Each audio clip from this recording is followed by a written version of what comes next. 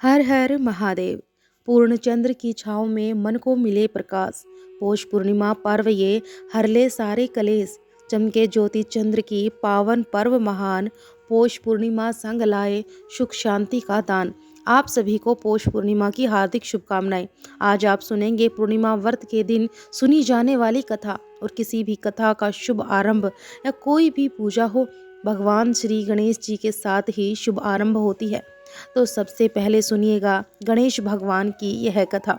एक बार गणेश भगवान एक छोटे से बालक का रूप धरकर चिमटी में चावल और चम्मच में दूध लेकर धरती लोक पर आए। और वहां आने पर वह एक गांव में गए, जहां वहां हर किसी से उन्होंने कहा कि कोई मेरी खीर बना दो, कोई मेरी खीर बना दो।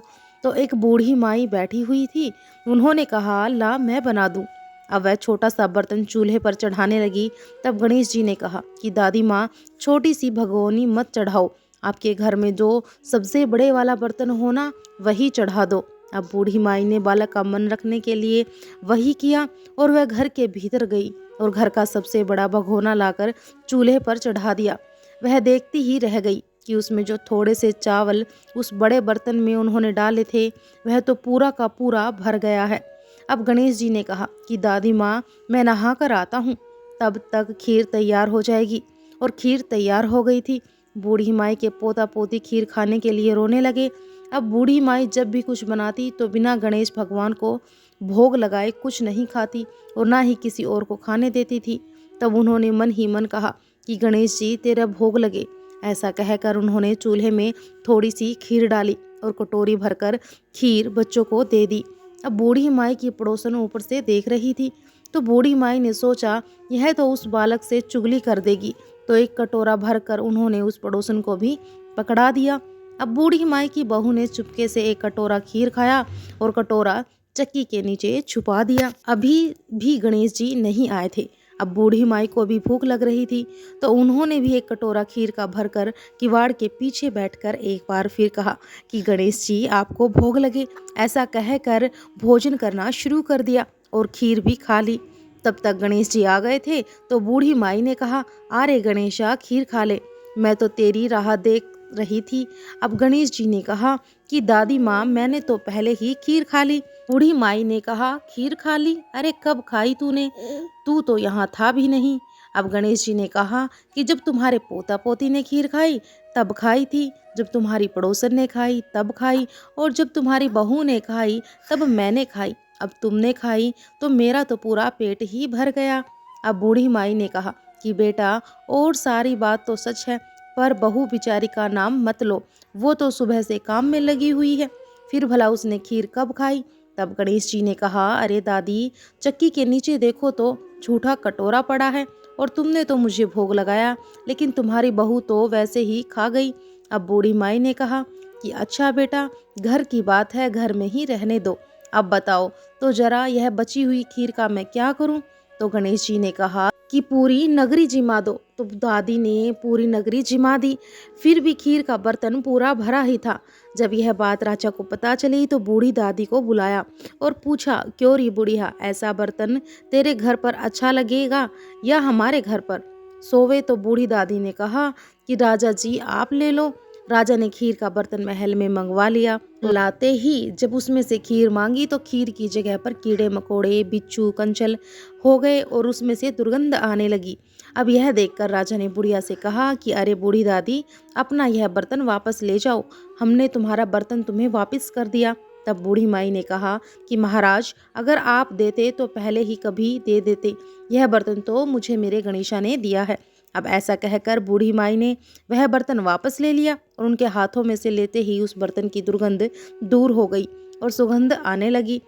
घर आकर बूढ़ी दादी ने गणेश जी से कहा कि अब बताओ, बची हुई खीर का क्या करें? तब गणेश जी ने कहा कि करना क्या है? बूढ़ी दादी, झोपड़ी के कोने में गड्ढा खोद कर गाड़ दो और उसी जगह सुबह उठकर वापस खोद दोगी तो धन के 2 मटके मिलेंगे। ऐसा कहने के बाद गणेश भगवान वहीं अंतर्धन हो गए और जाते जाते झोपड़ी के लात मारते हुए गए तो झोपड़ी की जगह पर महल हो गया। और सुबह बहू ने फावड़ा लेकर पूरे घर को खोद दिया तो वहाँ कुछ भी नहीं मिला। तब बहू ने कहा कि सासू जी, थारो गणेश जी तो झूठो है। अब सासू ने कहा कि बहू, म्हारो गणेश झूठो नहीं है, ला मैं देखूं। ऐसा कहकर वह सुई लेकर खोजने लगी।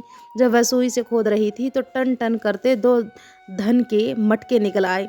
अब आपकी बहू रानी बोली कि सासू जी, गणेश जी तो साचो ही है। सास ने कहा कि अरे बहू रानी, गणेश जी तो भावनाओं के भूखे हैं। हे गणेश भगवान जी, जैसा आपने बूढ़ी दादी को दिया वैसा सबको देना। विनायक जी की कहानी कहने वाले, हुंकारे भरने वाले और आसपास के सुनने वाले सबको देना। बोलो गणपति महाराज की जय हो। पूर्णिमा व्रत कथा। द्वापर युग में एक समय की बात है।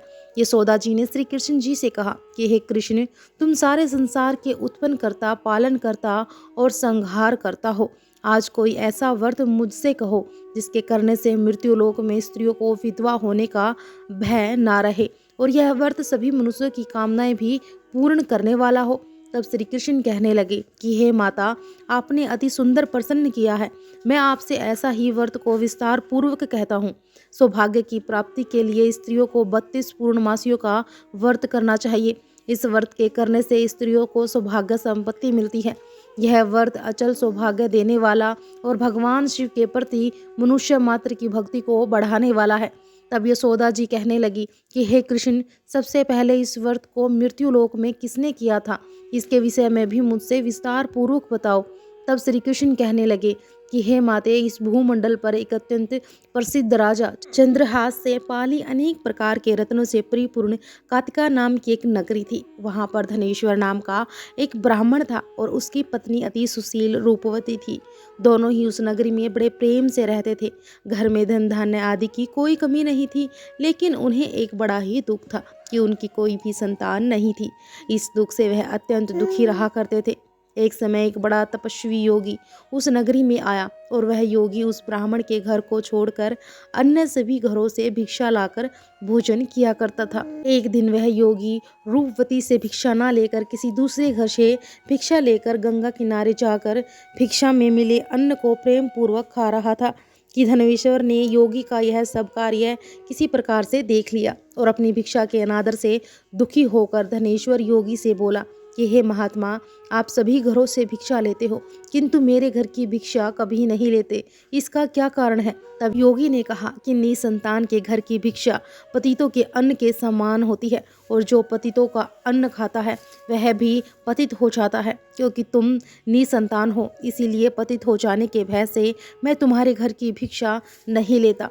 अब धनेश्वर की यह बात सुनकर अपने मन में बहुत दुखी हुआ और हाथ जोड़कर योगी के पैरों में गिर पड़ा और विनती स्वर से कहने लगा कि हे महात्मा, अगर ऐसा है आप ही मुझे पुत्र प्राप्ति का कोई उपाय बताएं। आप तो सब कुछ जानने वाले हैं, मुझ पर यह अवश्य ही कृपा कीजिए।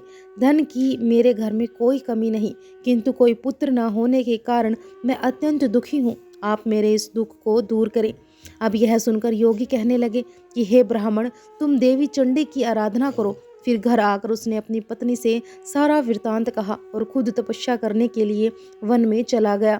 वन में जाकर उसने देवी चंडी की उपासना की और उपवास किया। अब चंडी देवी ने 16वें दिन उसको स्वप्न में दर्शन दिए और कहा कि हे धनेश्वर, जा तेरे पुत्र होगा, परंतु वह 16 वर्ष की आयु में ही मृत्यु को प्राप्त हो जाएगा। अगर तुम दोनों पति पत्नी 32 पूर्णमासियों का व्रत विधि पूर्वक करोगे तो वह दीर्घायु होगा। जितनी तुम्हारी सामर्थ्य हो आटे के उतने दिए बनाकर शिव जी का पूजन करना, किंतु पूर्णमासी को 32 की संख्या पूरी हो जानी चाहिए। प्रातःकाल होने पर इस स्थान के पास ही तुम्हें आम का एक वृक्ष दिखाई देगा। उस पर चढ़कर तुम एक फल तोड़कर जल्दी अपने घर चले जाना और अपनी पत्नी से सारा वृत्तांत कहना। ऋतु स्नान के बाद वह स्वच्छ होकर श्री शंकर जी का ध्यान करके उस फल को खा लेगी। तब शंकर भगवान की कृपा से उसको गर्भ ठहर जाएगा। जब वह ब्राह्मण प्रातःकाल उठा तो उसने उस स्थान के पास ही आम का एक वृक्ष देखा जिस पर अत्यंत सुंदर आम का एक फल लगा हुआ था। अब ब्राह्मण ने उस आम के वृक्ष पर चढ़कर फल तोड़ने का प्रयास किया, किंतु वृक्ष पर कई बार प्रयास करने पर भी वह नहीं चढ़ पाया। अब तो ब्राह्मण को बड़ी चिंता हुई। तब वह विघ्न विनाशक श्री गणेश जी की वंदना करने लगा कि हे दयानिधे, अपने भक्तों के विघ्नों का नाश करके उनके मंगल कार्य करने वाले, दुष्टों का नाश करने वाले, रिद्धि सिद्धि के देने वाले, आप मुझ पर कृपा करें। प्रभु, मुझे इतना बल दे कि मैं अपने मनोरथ को पूर्ण कर सकूं। इस प्रकार सच्चे मन से गणेश भगवान की प्रार्थना करने पर वह भगवान की कृपा से वृक्ष पर चढ़ गया। और वृक्ष पर से फल तोड़कर उसने घर लाकर अपनी पत्नी को वह फल लाकर दे दिया और उसकी पत्नी ने अपने पति के कहे अनुसार उस फल को खा लिया और वह गर्भवती हो गई। अब देवी चंडी की असीम कृपा से उसे एक अत्यंत सुंदर पुत्र हुआ जिसका नाम उन्होंने देवीदास रखा। माता पिता के हर्ष और शोक के साथ वह बालक शुक्ल पक्ष के चंद्रमा की तरह अपने माता पिता के घर में बढ़ने लगा। अब देवी की कृपा से वह बालक बहुत ही सुंदर, सुशील और विद्या में बहुत निपुण हो गया। देवी की आज्ञानुसार उसकी माता ने 32 पूर्णमासियों का व्रत रखना आरंभ कर दिया जिससे उसका पुत्र बड़ी आयु वाला हो जाए। 16वां वर्ष लगते ही देवीदास के माता पिता को बड़ी चिंता हो गई कि कहीं उनके पुत्र की इस वर्ष मृत्यु ना हो जाए। इसीलिए उन्होंने अपने मन में विचार किया कि अगर यह दुर्घटना उनके सामने हो गई तो वे कैसे सहन कर सकेंगे। इसीलिए उन्होंने देवीदास के मामा को बुलाया और कहा कि हमारी इच्छा है कि देवीदास 1 वर्ष तक काशी में जाकर विद्या का अध्ययन करे और उसको तुम अकेला कभी भी नहीं छोड़ना। इसीलिए तुम साथ में जाओ और 1 वर्ष के बाद इसको वापस लौटा लाना। अब सारा प्रबंध करके उसके माता पिता ने काशी जाने के लिए देवीदास को एक घोड़े पर बिठाया और उसके मामा को उसके साथ कर दिया। तो बालक के अल्प आयु होने की बात को बालक को या उसके मामा को नहीं कही। अब धनेश्वर ने अपनी पत्नी के साथ मिलकर अपने पुत्र की मंगल कामना और दीर्घ आयु के लिए देवी भगवती की आराधना और पूर्णमासियों का व्रत करना आरंभ कर दिया। इस प्रकार बराबर 32 पूर्णमासी का व्रत किया और कुछ समय बीतने के बाद एक दिन वह दोनों मामा भांजे रास्ते में रात बिताने के लिए किसी गांव में ठहरे हुए थे। तो उस दिन उस गांव में एक ब्राह्मण की अत्यंत सुंदर, सुशील, विदोष और गुणवती कन्या का विवाह होने वाला था। अब जिस धर्मशाला के अंदर वर और उसकी बारात ठहरी हुई थी उसी धर्मशाला में देवीदास और उसके मामा भी ठहरे हुए थे। अब संयोगवश कन्या को तेल आदि चढ़ाकर मंडप आदि का कर्म किया गया तो लगन के समय वर को धनुर्वात हो गया। वह हिलने डुलने और चलने में बिल्कुल असमर्थ हो गया। तब वर के पिता ने अपने परिजनों से परामर्श करके निश्चय किया कि यह देवीदास मेरे पुत्र जैसा ही सुंदर है, मैं इसके साथ ही लगन करा दूं और बाद में विवाह के सभी कार्य मेरे पुत्र के साथ ही हो जाएंगे। अब ऐसा सोचकर देवीदास के मामा से जाकर वह बोला कि तुम थोड़ी देर के लिए अपने भांजे को हमें दे दो जिससे विवाह के लगन का सारा कार्य सुचारू रूप से हो सके। तब उसका मामा कहने लगा कि जो कुछ भी मधुपर्क आदि कन्यादान के समय वर को मिले वह सब हमें दे दिया जाए तो मेरा भांजा इस बारात का दूल्हा बन जाएगा। अब यह बात वर के पिता ने स्वीकार कर ली। तब मामा ने अपने भांजे को वर बनने के लिए भेज दिया और उसके साथ विवाह के सभी कार्य रात में विधि पूर्वक संपन्न हो गए। अब पत्नी के साथ वह भोजन नहीं कर सका। दुखी मन से वह सोचने लगा कि ना जाने ये कैसी स्त्री होगी। वह एकांत में इसी सोच में पड़ा हुआ था कि तब उसकी आंखों में आंसू भी आ गए। तब उसकी पत्नी ने पूछा कि क्या बात है, आप इतने उदासीन और दुखी क्यों हो रहे हो। तब उसने वो सारी बात जो वर के पिता और उसके मामा में हुई थी वधू को सारी बातें बता दी। तब वह वधू कहने लगी कि यह ब्रह्म विवाह के विपरीत कैसे हो सकता है। देव, ब्राह्मण और अग्नि के सामने मैंने आपको ही अपना पति बनाया है, इसीलिए आप ही मेरे पति हैं। मैं आपकी ही पत्नी रहूंगी, किसी अन्य की बिल्कुल नहीं। तब देवीदास ने कहा कि ऐसा मत करो क्योंकि मेरी आयु बहुत थोड़ी है। मेरे मरने के बाद तुम्हारी क्या गति होगी, क्या इस बात को अच्छी तरह सोच लो। परंतु वह वधू दृढ़ विचार वाली थी, बोली कि जो आपकी गति होगी वही मेरी भी होगी। हे स्वामी, आप उठिए और भोजन कीजिए, आप निश्चय ही भूखे होंगे। तब देवीदास और उसकी पत्नी ने मिलकर भोजन किया और रात में वे सो गए। अब प्रातःकाल देवीदास ने अपनी पत्नी को 3 नगों से जड़ी हुई एक अंगूठी और एक रुमाल दिया और बोला कि प्रिय, इसे संकेत समझकर रखो और शांत हो जाओ। मेरा स्मरण और जीवन जानने के लिए एक पुष्प वाटिका बना लो, उसमें सुगंधी वाली एक नव मल्लिका लगा लो। उसको हर दिन जल से सींचना और आनंद के साथ खेल कूदना और उत्सव मनाना। और जिस समय और जिस दिन मेरी मृत्यु का समय होगा यह फूल सूख जाएंगे और जब यह फिर से हरे भरे हो जाए तो समझ लेना कि मैं जीवित हूँ। अब यह बात निश्चय करके समझ लेना और इससे कोई संशय मत करना। ऐसा समझाकर बुझाकर वह चला गया और प्रातःकाल होते ही वहाँ पर गाजे बाजे बजने लगे। जिस समय विवाह के कार्य समाप्त करने के लिए वर तथा उसके बाराती मंडप में आए तो कन्या ने वर को भली प्रकार से देखकर अपने पिता से कहा कि यह मेरा पति नहीं है, मेरा पति वही है जिसके साथ रात में मेरा विवाह हुआ था। इसके साथ तो मेरा विवाह ही नहीं हुआ। अगर यह वही है तो बताएं कि मैंने इसको क्या दिया था और रात में हमारे बीच में क्या गुप्त बातें हुई थी, तो सब बताए। अब पिता उसके कहे अनुसार वर को बुलवाया और कन्या की सारी बातें सुनकर वह कहने लगा कि मैं कुछ नहीं जानता। अब इसके बाद वह लज्जित होकर अपने समूह लेकर चला गया। सारी बारात भी अपमानित होकर वहां से लौट गई।